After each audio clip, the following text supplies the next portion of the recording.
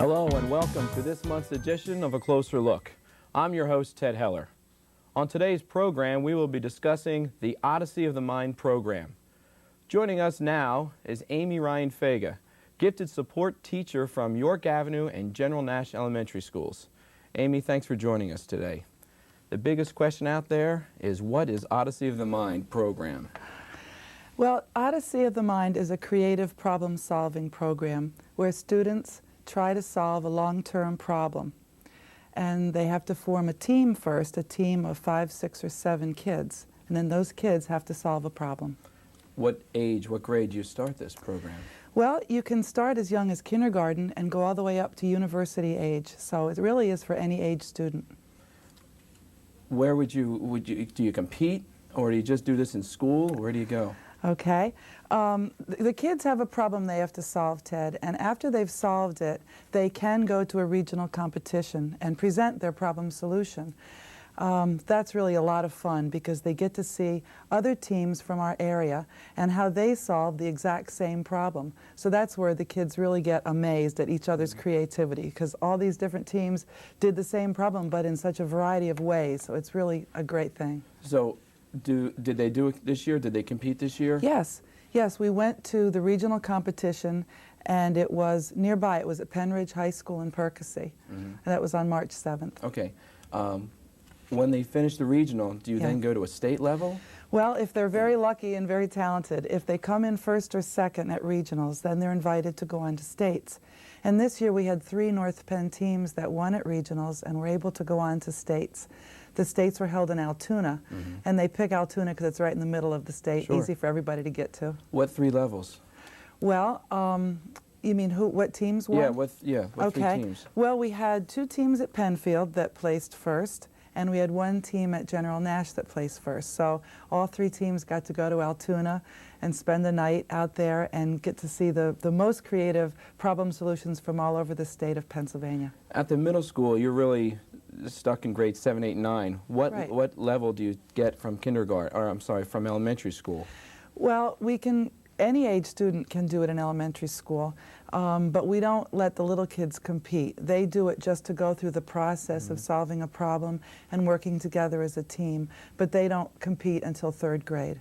Okay, so from 3rd on to 6th grade at the elementary school you compete. Right. Okay. And 7th all the way up. How about the high school? Do they do it at high school level? Yeah, we have high school level problems as well, and it's really neat to go to competitions and see all the high school kids doing their different problems, whether it be a balsa wood structure problem that had to hold maximum amounts of weight, or whether it be kind of a vehicle problem where they had to design a vehicle to accomplish certain tasks, or it could be more of a theater problem. Every year, Odyssey of the Mind comes out with 5 different problems, and the kids can choose which one they want to do and solve. I've seen some of these on the college level, I think. Yes, you have. Is it the same program that they have at the college level? Yes, it's been so popular that it started out in a college many years ago, back in the 70s, and the professor noticed that kids were signing up in droves to take his engineering class, and it was because of the open-ended creative problem solving that he was asking his students to do. So he started coming up with problems for other college students to do it, and then it spread to high school and now elementary, and it's grown tremendously. I've seen, when I'm not watching North Penn television and I flick through the channel, I see on the Learning Channel, I think it is, they've had these teams from colleges doing something with robotics. Now, is that the same program? No, I know the problem you mean, the program you mean. No, that's not OM. Though OM every year has a vehicle problem. They haven't gotten into robots as yet, because one of the things OM does that particular problem doesn't do, OM keeps the cost way down. The kids are only allowed to spend up to $100 to solve their problem. The robotics problem needs $8,000 and a corporate sponsor. Good reason. Very good reason. Where do you get the money? Good question. It can be done a variety of ways. I've worked in different school districts, and everybody does it differently. At North Penn, it's been funded through the Home and School Associations very generously, and then the students have to come up with $100 on their own. So split 7 ways, that's only $13 or $14 a student. They put it in a pot, and then when they need to buy something like a costume or a poster board or whatever, a wheel or a motor, they just take the money out of their kitty, and that's what they use. And any money left at the end of the project, they use for a party. That's good. Do they have something here at the high school? Is it also at the high school level? It's not at the high school level yet, though I'm sure that you're going to be getting kids asking about it soon, because as more kids get involved with it and move up through the grade levels, I'm sure that you're soon going to have OM kids here saying, we want to do OM. So you've talked about kids coming up. How long has it been here at North Penn?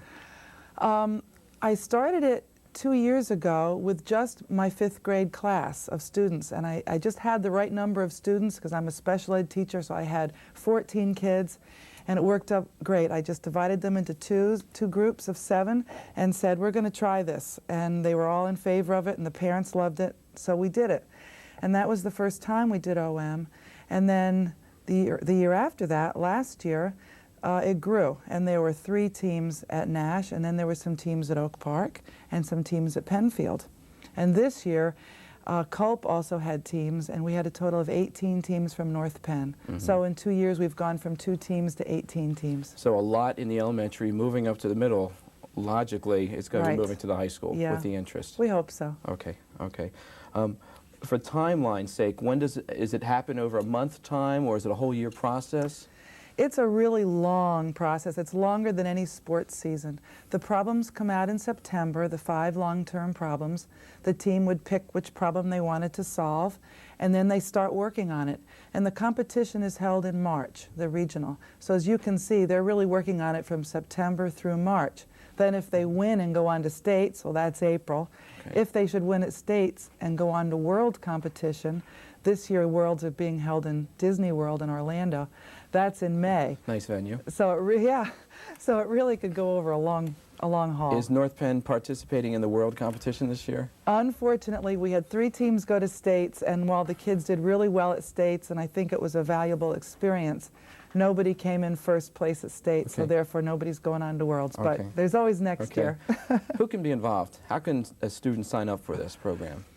Well, actually, the first step is usually having a home and school meeting of some sort to explain to the parents and the staff what OM is, and you know, what kind of commitment it takes, because it does take a big commitment from parents to get involved, and we can talk about that too, about what they have to do.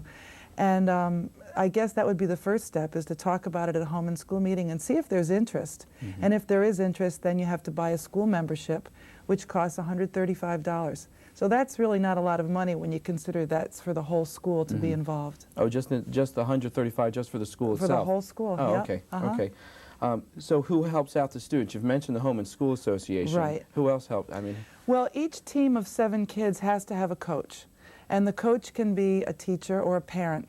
But what we're seeing nationally, the trend is for parents to be the coaches, because it's a way for parents to be involved and do a good community service deed and still be involved with their kids. Oh, great. You know, they're not sitting at a meeting somewhere. They're doing this great volunteer thing with their kid. So we're having more and more parents step forward to be coaches. And since parents don't know how to be a coach, Odyssey of the Mind provides a one-day training session to teach you how to be an OM coach, because there's a lot of things that you're not allowed to do. Oh, we'll get into that next show. There are 2 parts of the Odyssey of the Mind, the long-term and the spontaneous problem-solving process. Right. Can you explain for us right now the long form of the problem solving? Well, the long term is the one that takes the kids so long to practice for, and I brought along a copy of one of this year's long-term problems. And as you can see, the specifications of the problem run 4, 5, 6 pages long. This is all one problem? This is one problem. And the kids read it over and think and see all the different things that they have to try to accomplish. Like in this particular problem, they had to choose a famous person from a list of famous people. They had to create a song. You would like that. They had to have original music. They had to create a nutritional product, and they had to create an advertisement for that nutritional product. And one of these famous people had to act as a mentor for the advertisement that they had to create. Now, what level does this? That's this for all levels? ages. Yeah, that was for 3rd grade through university level. In fact, the team that's coming from Penfield solved this problem and tied for first place in this problem with the Nash team at regional competition. So the two teams went on to states to perform that problem. So that's the long-term problem. A spontaneous problem is very different. If I can interrupt for a second, how much time is spent on this? Well, that's the one that they get in the fall in September, and they work on until March. Oh, this is not just a week process. No. This is... No. They work a long, long time on that, and they work after school and on weekends. They work in each other's homes. They work in the school. They work really wherever they and their coach can find space. You mentioned the role of the parents. Yeah. Do they stay with the kids at all these competitions then, or is it just the kids themselves when they get to the competition? Well, the coach has to make sure that the kids have followed all the rules of the problem. They have all the forms that they have to turn in, because they have to turn in cost forms showing how much money they spent, make sure they didn't go over their limit. The kids have to sign a form called an outside assistance form stating that they had no outside assistance. Only the 7 kids on the team worked on the problem solution. So that's really what the coach's job is, just to get the kids together and keep them on task. Then what's the difference between your this long-term and the spontaneous problem solving? Okay. Spontaneous is real different, and you're going to get a chance to see that a little bit later. It's where the team of kids goes into a room with the judges. No one's allowed in there, not the coach, not the parents. We have to sit out and bite our nails. Okay. And the judge gives the kids a quick problem, which is why it's called spontaneous. They might ask them to do something. They'll have 1 or 2 minutes to think about it and discuss it, and maybe 3 or 4 minutes to actually execute it and solve it. So it's to test if the kids can think on their feet, if they can work together as a team, if they listen to each other's ideas. It really fosters the idea of teamwork and cooperation and how quickly they can think. And excitement. Oh, yeah. It's very exciting. Yeah, neat. How did the North Penn teams, I know you mentioned it earlier, can you recap again how our North Penn teams did? I'm glad to talk about that. We were very proud. We had 18 teams this year go to regionals, and that really is a very big accomplishment, because many teams start out and say, oh, yeah, we want to do this, and the kids get all fired up and the coaches are all psyched, and then they take one look at this and they start digging in and they go, this is really a lot of work, and they never make it. So we had all 18 teams solve their problem and go to regionals, which we were thrilled about. 3 teams did tie for first place or come in first and go on to states. Oh, that's exciting. That was very good. That's exciting. Right now, we're going to take a quick little break. Okay. Don't change the dial. And when we return, we'll be joined by the state's first place spontaneous problem-solving team from Penfield Middle School. Stay with us. We'll be right back.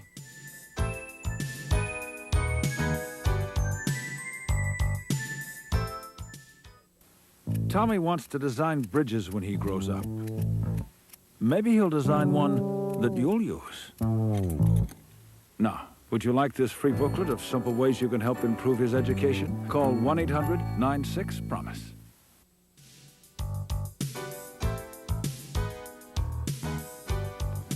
Welcome back to A Closer Look, where we are discussing the Odyssey of the Mind program. With us is Amy Ryan Fega, the North Penn School District Coordinator for this program, and Katie McCarter and Landon Taylor, who are 2 members of the Penfield Middle School team, who captured first place in the spontaneous problem at regional competition. Thanks for joining us, Landon, Katie, and Amy. Welcome back. My first question, Katie, how do you get involved in Odyssey of the Mind? You should probably go to like a teacher. We went to our science teacher, who then hooked us up to the 9th grade teacher, and somehow we got the paperwork. I'm not sure, I wasn't part of that. And we just formed a team and went off. Katie, what grade are you in? 8th. Okay. And Landon, what grade are you in? 8th as well. Okay. Landon, how did you become involved in Odyssey of the Mind? Well, that's interesting. I was talking with Dan Fega, Mrs. Fega's son, and he had told me about this program, so I said, well, can I come to one of these meetings to see what it's like? So I came, and they were forming the team. Mr. Fega, Mrs. Fega's husband, was the captain of our team, and the coach, actually. And we were going through it.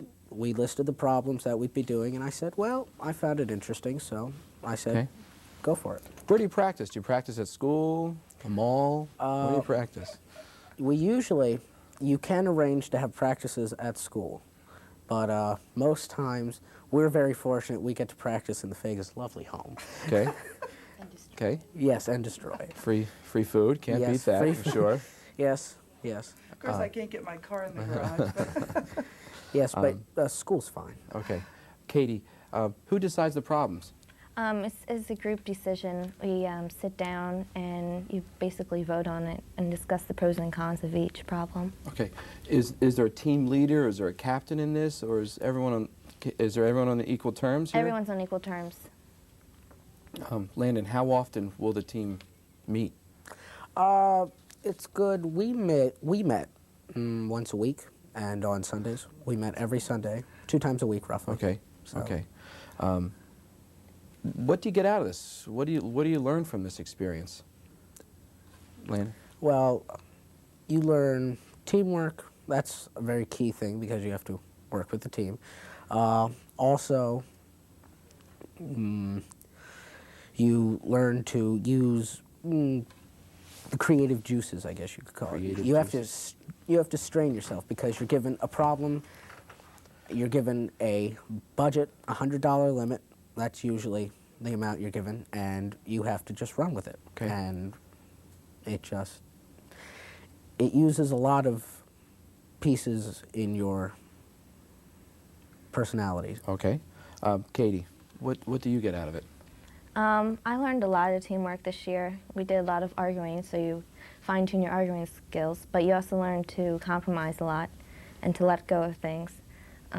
We basically learned teamwork. Okay.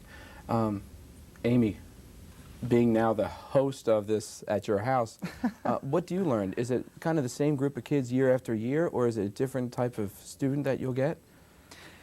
It's students who really like to use their creativity and kids who have a good imagination and kids who can think divergently. And that's what we're looking for. We're trying to get kids to stretch their thinking and do something atypical, because that's how we're going to solve the problems that our society has, and that's how we're going to solve the problems of the future, is by people to look at problems with new eyes and a fresh approach. And that's what we try to do in OM. Okay. Katie, how many do you have on the team? You can have from 5 to 7. You have to have 5, and you can have at most 7 kids. When you're putting a team together, is it best to have, do you go around the school trying to get like all musicians or all athletes, or is it better, what's the best combination? You like a varied group. You like people who are all around good at everything, but you like to have some people that are skilled at building, skilled at music, because it's always good to have a person on the team who's strong in that area, so that at competition time you can bring that area up and be very good in that area. So the whole team is pretty much diversified. Now, how will the coach get the best out of the team or the student? How does the coach help you? Well, the coach isn't really allowed to give you any advice except like if it was good to their eyes or bad, but they can't give you any solutions to the problems whatsoever. So they just kind of give you pointers and kind of help you, like just by giving you advice. Okay. Landon, how does the coach help you in your capacity? Well, the coach is basically a supervisor. He can't really say or do anything because he's not allowed to. The team has to quite literally fend for themselves. So what the coach does for us is usually just keeps us on track, keeps us going in the right direction. I mean, sometimes we'll go askew, we'll go on tangents. Okay, so coach really to focus your energies. Yes, focus in... Amy, is the season over now for the competition? Yes, yes. We went to States and we did a great job at States, but nobody from North Penn qualified to go on to World, so we're finished. Now, is World always at, where is it, Disney, did you say? Well, this year it's at Orlando in Okay. Disney World. Last year was at University of Maryland, and I took a busload of OM students down, and we got to watch the World competition, and we saw students and OM teams from 28 different countries, as well as every state in the United States, except for Alaska. That was the only state that wasn't represented. Okay. So OM is pretty big. Okay. So the season's over for this year. Next year, you'll both be 9th graders. Will you both be participating in OM again? Katie? I don't know, because there's different levels, and the next level is harder because now you're competing against high schoolers, which are pretty better than us, pretty much better than us. Okay. It really depends how much time you have and what activities you plan to do, because it has to fit in. You put a lot of time into OM. Okay. Is it possible to be in other activities and in OM, or do you really have to stay focused in this one activity? Yeah, it's possible, but we had problems running into the play this year because one of the rehearsals was on the competition date, so it's kind of rough, but you manage. Okay. Landon, how about yourself for next year? It depends. At the beginning of the season, you're given a list of problems, different problems you can choose from. It depends. I might not like any of the problems next year, so I might not participate, but that's... So the problems can dictate Yes, your they can participation. dictate what we do because Okay. they're different types. There's a specific problem for builders, there's a specific problem for actors. Okay. Let's back up for a second. What was your problem that you solved the long term? Do you remember? We did what they call classics, which is more acting based. It's more of a performance, kind of a mini play, one-act play. Okay. Amy, coming up next, we're going to have some of the members of the Penfield team putting on a spontaneous problem-solving situation. Yes. What can we expect? Well, spontaneous, like the name says, is where the team meets with a judge and they're given a problem and 1 or 2 minutes to try to solve the problem. And then they actually have to do it. And they're rated on how creative they are, how well they work together, how well they piggyback off each other, listen to each other. So we're looking really to see teamwork and example, and we hope you'll get to see that in a few minutes. Okay. Ladies and gentlemen, stay with us. Up next, we'll take a look at Penfield Middle School's spontaneous problem-solving team. We'll be right back. Thanks.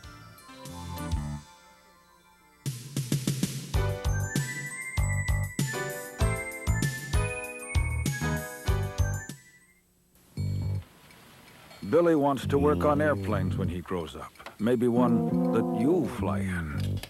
Now, would you like this free booklet of simple ways you can help improve his education? Call 1-800-96-PROMISE.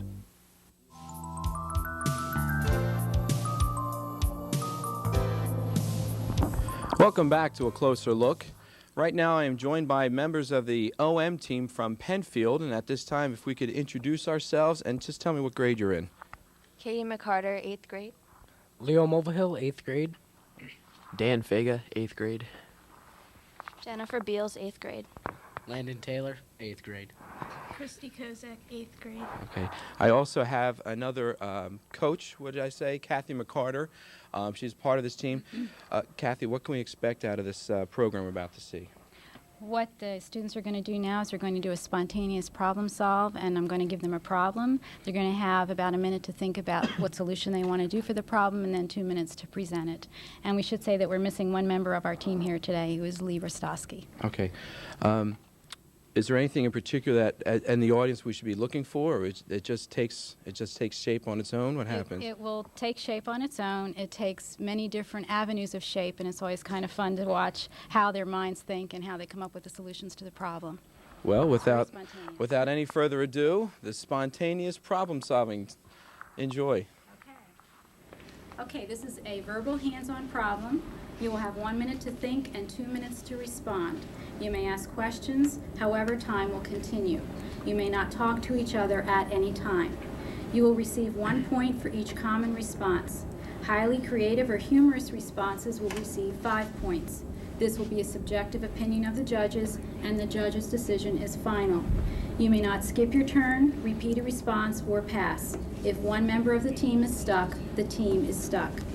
Team members will respond in sequence. Each team member may give a maximum of 8 responses. For each response that begins with the letter P, 1 bonus point will be added to the team's score. Once time begins, it will not be stopped. If the judge asks you to repeat a response or to clarify it or to give a more appropriate response, time will continue. Speak loudly and clearly. Your problem is to pass the paper parasol and give another use for it. For example, you might say, it's a cane. Your problem is to pass the paper parasol and give another use for it. For example, you might say, it's a cane. You may start your think time now.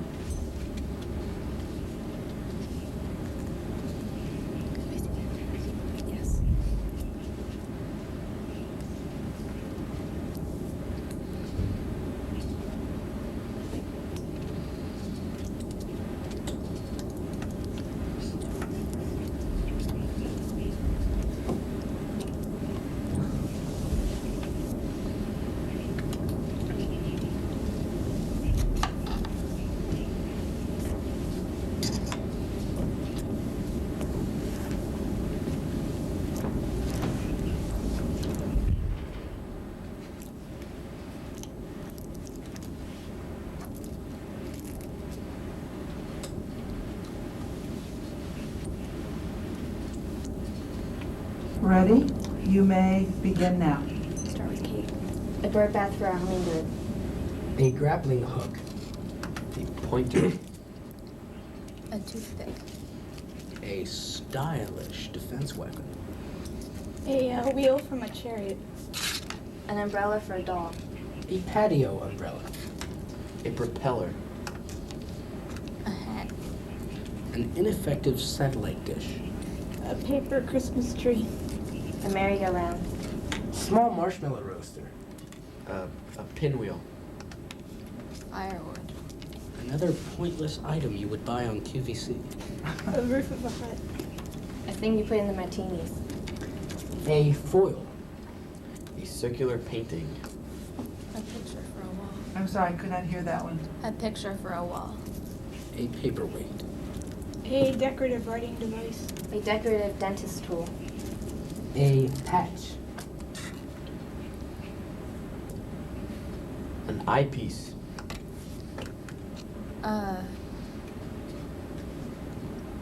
The rubber band can go in your braces. A very sharp, unsafe toy for young children under the ages of 3. A top. Madonna's top. A parachute. Party favor. Barbie's beach umbrella.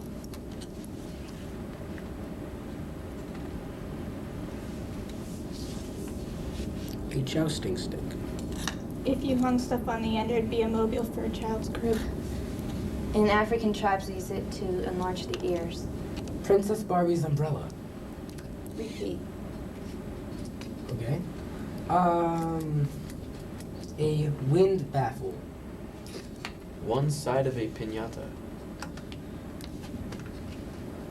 A Time. okay. Okay. Couple of questions for you before we bring this to a conclusion. What's your name again? I'm Dan. Dan. Question: how could that? Now, how can you say he said it was an eyepiece? That's very painful. I mean, I didn't want to bring that up, but is that part of the humor? How do you judge humor?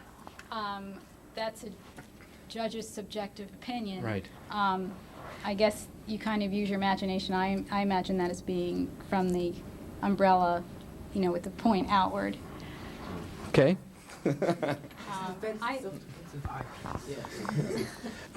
How do you score in this process? How is the scoring going on? If I were to, I did not actually keep score this time, but I would have judged them very highly on their creativity in their responses. They get more points for creative response, and there's only one what we call piggybacking, where someone gave an answer and then the next person kind of took their answer from that, and that would be when Lee said patch and Dan said eyepiece. That to me was a kind of a piggyback idea. Okay. You mentioned repeat at one time. Jen had said Barbie's umbrella. So judges are responsible for making sure they Right. hear all this? Right. I also noticed when you were giving the instructions, they weren't taking notes down. Are they not allowed to take notes? No, they're not allowed to take notes. Okay. No. Also, I realized most of the team has these very sharp-looking OM T-shirts. How did you come across those? And how can the host pick up an OM T-shirt? I think Amy had said that the North Penn Education Association was nice enough to give every child that participated in the Odyssey of the Mind, which was 128 students in the district, T-shirts this year. So I guess you have to join a team next year. Jeez, not even host? I don't get nothing for free. Extra large, extra large. First of all, I'd like to thank Kathy McCarter for joining us, Amy Fega earlier, and the entire OM team for joining us and putting on their problem solving. For a closer look, my name's Ted Heller. We'll see you next time.